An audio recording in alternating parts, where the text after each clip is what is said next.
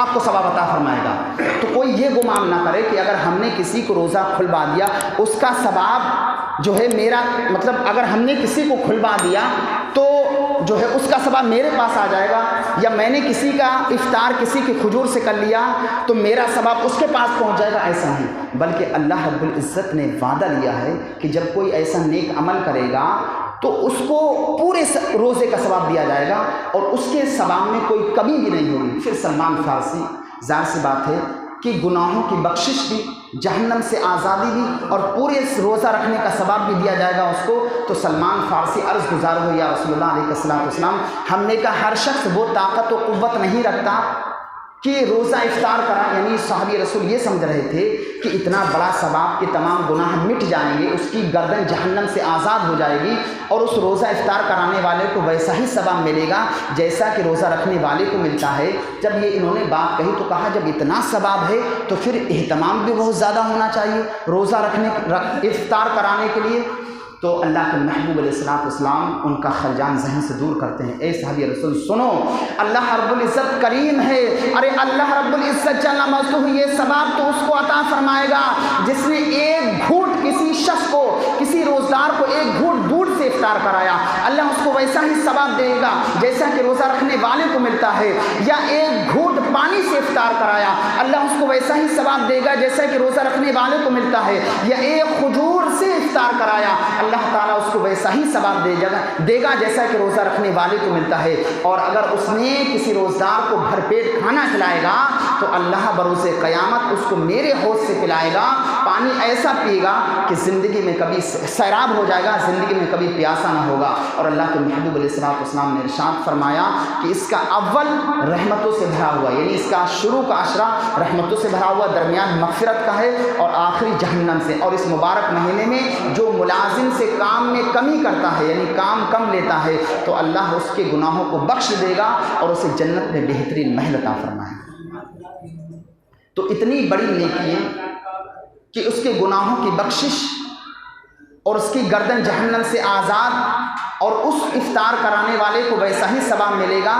تو اس مبارک مہینے کی برکتیں ہمیں آپ کو چاہیے کہ ہم لیں، اور اس مبارک مہینے کی برکتیں ہمیں ملیں گی تب ہم یہ نیک عمل کریں گے، حضور کی پیاری پیاری سنتوں پر عمل کریں گے، ہم دوسروں کو روزہ افطار کرائیں گے، کم سے کم کچھ نہ ہو سکے۔ ایک حدیث پاک میں ہے کہ جب بندہ مومن کوئی کسی روزدار کو پانی پلا دیتا ہے تو وہ گناہوں سے ایسے پاک ہو جاتا ہے جیسے آج ہی اپنی ماں کی پیٹ سے پیدا ہوا۔ تو صحابہ نے پوچھا یا رسول اللہ یہ حکم گھر پر ہے یا سفر میں ہے یا اس جگہ جہاں پانی دستیاب نہیں ہوتا، پانی ملتا نہیں ہے؟ تو سرکار نے فرمایا یہ حکم عام ہے، اگر کسی شخص نے نہر فرات کے پاس کسی روزدار کو پانی پلا دیا تو اللہ تعالیٰ اس کے تمام گناہوں کو ایسے پاک صاف فرما دے گا جیسے آج ہی اپنی ماں کے پیٹ سے پیدا ہوا۔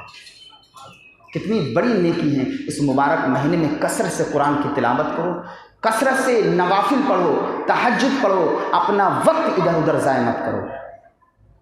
یہ مبارک مہینہ آنے والا ہے، اگر کپڑے نہیں ہیں تو کپڑے سلواؤ، خرید کے لاؤ، بہترین لباس پہنو۔ میں نے کہا نہیں وہ کھانا کھاؤ جو کسی اور مہینے میں کھایا نہیں، وہ اپنے بستر کے نیچے چادر بھی جاؤ جو کسی مہینے میں بچھائی نہ ہو، لیکن وہ پھل کھاؤ جو کبھی کھایا نہ ہو، وہ نعمتیں اپنے بچوں کو کھلاؤ جو کسی اور مہینے میں کھلائی نہ ہو، اس لیے کہ مبارک مہینہ، اس میں جتنا خرچ کریں گے آپ سے سوال نہیں ہوگا۔ اپنے بچوں پر خرچ کرو، غریبوں پر خرچ کرو۔ یہ مبارک مہینہ خوشیوں کا مہینہ ہے، غریبوں کی مدد کرنے کا مہینہ، نیکی کمانے کا مہینہ ہے۔ یہ مبارک مہینہ اگر ہاتھ سے چلا گیا پھر نہیں آئے گا۔ اللہ کے محبوب علیہ الصلوۃ والسلام منبر نور پر تشریف لائے، ایک زینے پر چڑھے کہا آمین، دوسرے پر چڑھے آمین، تیسرے پر چڑھے آمین، صحابہ سارے بیٹھے ہوئے ہیں، اور حضور نے جب نیچے اترے تو پھر حضور کی بارگاہ میں صحابہ سوال کرتے تھے یا رسول اللہ یہ عمل اس سے پہلے آپ سے نہیں دیکھا، اور یا رسول اللہ یہ عمل ایک عجیب و غریب تھا۔ تو اللہ کے محبوب علیہ الصلوۃ والسلام نے ارشاد فرمایا ابھی جبریل امین آئے تھے اور وہ عرض کر رہے تھے یا رسول اللہ علیہ الصلوۃ والسلام وہ شخص اللہ کی رحمت سے دور ہو جس کے سامنے آپ کا ذکر ہو، جس کے سامنے آپ کا ذکر ہو اور آپ پر وہ درود پاک نہ پڑے۔ تو حضور نے فرمایا جب انہوں نے کہا یا وہ اللہ کی رحمت سے دور ہو، سرکار نے کہا آمین۔ اب بتاؤ اگر جبریل امین دعا کریں اور حضور اس پر آمین کر دیں تو ہلاکت ہی ہلاکت ہے نا۔ پھر دوسری دعا کرتے ہیں جبریل امین، یا اللہ جس نے اپنے بوڑھے ماں باپ کو پایا اور ان کی خدمت کر کے جنت میں داخل نہ ہوا، وہ اللہ کی رحمت سے دور ہو۔ حضور نے آمین کہا۔ اب جس جبریل امین دعا کرنے والے ہوں اور آمین کہنے والے میرے محمد مصطفیٰ صلی اللہ تعالیٰ علیہ وسلم ہو، وہ دعا رد ہو سکتی نہیں، وہ انسان اللہ کی رحمت سے دور ہے۔ اور حضور نے ارشاد فرمایا وہ شخص اللہ کی رحمت سے دور ہو جس نے رمضان کا مبارک مہینہ پایا اور اس مبارک مہینے کا ادب و احترام نہ کیا اور روزے نہ رکھے، وہ اللہ کی رحمت سے دور ہو۔ حضور نے کہا آمین۔ انہوں نے جب دعا کی تو حضور نے کہا آمین۔ اب بتاؤ کتنا بڑا خسارہ ہے کہ اگر دعا کرنے والے جبریل امین ہو اور آمین کہنے والے سرکار ہوں، دعا کبھی رد نہیں ہوگی۔ وہ شخص اللہ کی رحمت سے دور ہے جس نے رمضان کا مبارک مہینہ پایا اور رمضان کے مبارک مہینے کا نہ اس نے ادب کیا، نہ روزے رکھے، نہ نمازیں پڑھی، نہ قرآن کی تلاوت کری، نہ تسبیح و تحلیل کری، نہ کسی روزدار کو افطار کرایا، نہ اللہ کا ذکر کیا، نہ اللہ کے ذکر سے جو ہے وہ اپنے آپ کو لطف اندوز ہوا، وہ بھی اللہ کی رحمت سے دور ہے۔ جس نے ماں باپ کی خدمت نہ کی، وہ بھی اللہ کی رحمت سے دور ہے۔ جہاں حضور کا ذکر ہوا اور حضور پر درود پاک نہ پڑھی، وہ بھی اللہ کی رحمت سے دور ہے۔ لیکن میں آپ کا ذہن کھولنا چاہتا ہوں، یہ تو میرے حضور کا فرمان تھا، لیکن آمین کہہ کے ایک اور اشارہ دے رہے ہیں۔ میرے حضور یہ ارشاد فرما رہے میرا امتی ہو اور رمضان کا مبارک مہینہ پائے اور روزہ نہ رکھے، اے جبریل امین میں آمین کہتا ہوں میرا امتی ہوگا اور رمضان کو مبارک مہینہ نہ پائے اور وہ روزہ نہ رکھے، ایسا ہو نہیں سکتا۔ جب میرا امتی ہوگا، مجھ سے محبت کرنے والے ہوگا، میں آمین کہتا ہوں، وہ روزہ بھی رکھے گا اور رمضان کے مبارک مہینے کا ادب بھی کرے گا انشاءاللہ،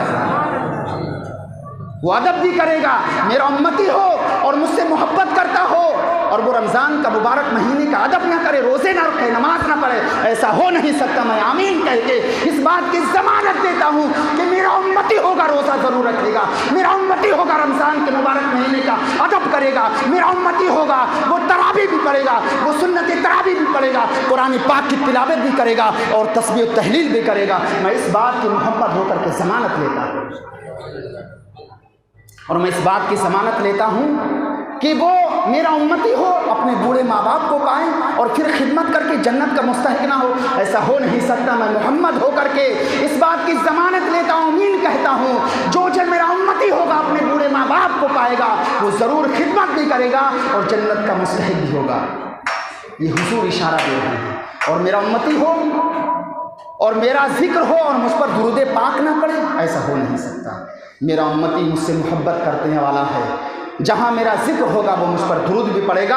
میں محمد ہو کر کے اس بات کی ضمانت لیتا ہوں کہ میرا امتی ہو اور میرا جہاں ذکر ہو وہ مجھ پر درود پاک نہ پڑے، ایسا ہو نہیں سکتا۔ میں محمد آمین کہہ کے اس بات کی ضمانت لیتا ہوں کہ میرا امتی ہوگا مجھ پر درود پاک ضرور پڑے گا اور میرا نام جپنے والا ہوگا، میرے نام کی مالا جپنے والا ہوگا۔